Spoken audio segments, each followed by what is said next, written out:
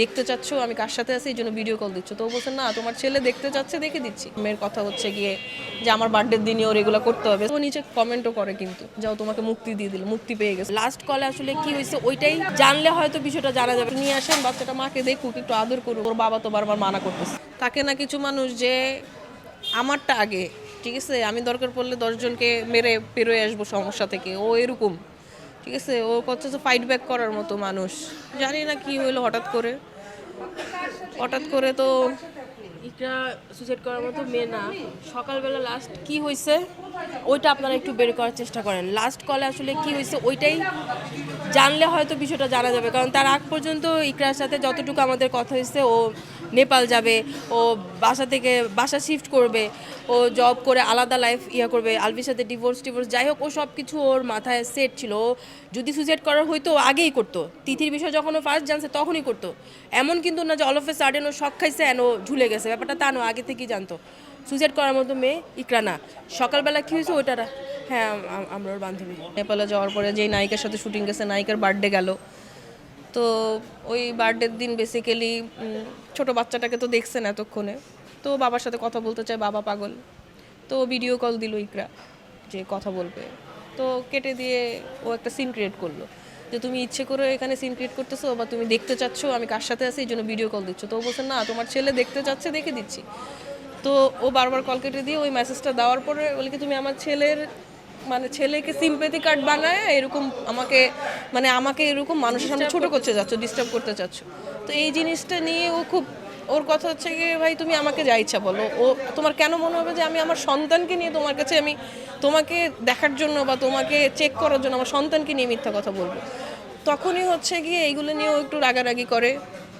ওই মেয়েটাকেও কিছু মেসেজ টেসেজ পাঠায়, তো ওই মেয়ে আবার ওখানে সিন ক্রিয়েট করে, রাগারাগি করে যে আমি যেটা হয় যে যেহেতু পাঠাইছে, ও ইকরা পাঠাইছে, ওর মেয়ের কথা হচ্ছে গিয়ে যে আমার বার্থডের দিনই ওর এগুলো করতে হবে, সামথিং লাইক দ্যাট। তো এগুলো নিয়ে ঝামেলা হওয়ার পরেই হচ্ছে গিয়ে বেসিক্যালি যেটা আমরা ইকরার মুখ থেকে শুনছি যে আলবি তখন এই স্ট্যাটাসটা দেয়, অ্যান্ড মোটামুটি এগুলো নিয়েই একটু ছিল। তখন হচ্ছে ও নিচে কমেন্টও করে কিন্তু যাও তোমাকে মুক্তি দিয়ে দিল, মুক্তি পেয়ে গেছো বা সামথিং লাইক দ্যাট।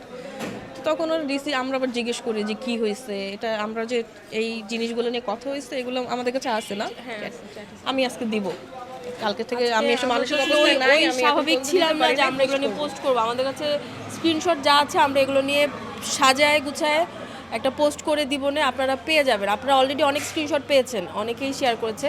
আমাদের কাছে যা আছে সেগুলো আমরা আজকে ইকরাকে আগে মাটিতে দিয়ে আসি ভাই, তারপরে আমরা, যেহেতু আমার বাসা ওখানে ডিএইচএসেই, আমি যাই মাঝে মধ্যেই ওর যে শাশুড়ির বাসা, আলভির যেই মায়ের বাসা।